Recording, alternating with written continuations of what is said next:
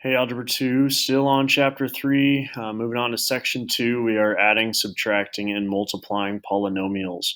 Here in the first example, we have an addition problem. When we are adding polynomials, we don't have to worry about any of the signs. We can just drop the parentheses and combine some like terms. So right here, we drop the parentheses, and this turns into 3a squared plus 4ab plus ab minus 4a.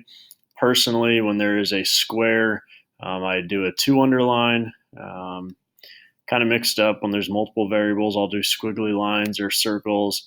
Again, squiggly lines here, and then there's an imaginary 1 exponent, so I put a 1 underneath. This just helps me keep all the terms straight in my head. So now that we can combine like terms, we have 2 squiggly lines. Let's add their coefficients together. 4 plus 1 is 5, so our answer is 3a squared plus 5ab minus 4a. Now subtraction's a little different. We're going to kind of distribute the negatives. So we're going to flip all these signs. So a positive 6x squared is going to turn into a negative 6x squared because it's like we're putting the negative on it. Positive 3x, we're putting the negative on that. So now it's negative 3x. And a negative 10, it's going to just change that sign to a plus, right? So a negative 10 is actually plus 10.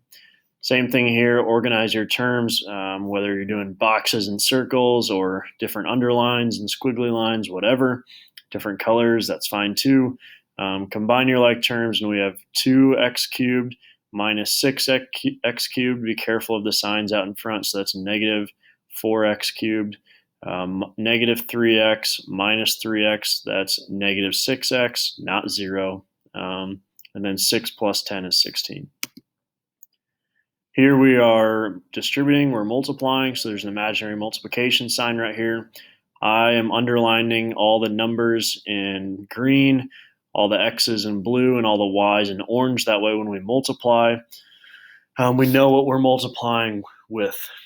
So like right here, we have 3x squared y, and we're multiplying to this first term of 2x to the 5th y squared. So 3 times 2 is 6.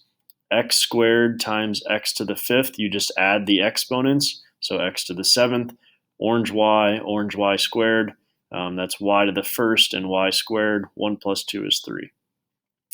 Same thing here, we're going to distribute to the second term. There's no number that we see out in front, it's actually a negative 1, so 3 times negative 1 is negative 3, x squared times x cubed is x to the 5th, and y times y is y squared. If you put the x first and then the y in the first term, put the x first and then the y in the second term. And then right here we are multiplying with 3 different sets of parentheses. Let's just FOIL, so it's like we're forgetting that this 3x plus 1 is even there. We're just going to FOIL these last 2. So as you can see, I'm FOILing with the first term to the second set of, or to the last pair of parentheses. Holy cow. And then in the green, I'm using the second term to distribute as well, to FOIL as well. So kind of keeping them straight. Green, blue, using the first term, using the second term. 2x times x, 2x squared. 2x times 4, 8x. Now moving on to the green, to the negative 2. Negative 2 times x, negative 2x. Negative 2 times positive 4, negative 8. Let's combine these like terms right in the middle. We have x's. So now we have 3x plus 1 times 2x squared plus 6x minus 8. Again, same thing. Distribute with the blue, FOIL with the green, right? And we have the same thing down here. We're going to combine our like terms. So we have x cubed, x squared, x squared, x, and a constant.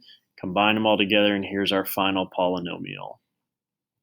And then very last note, just a reminder that polynomials don't have negative exponents.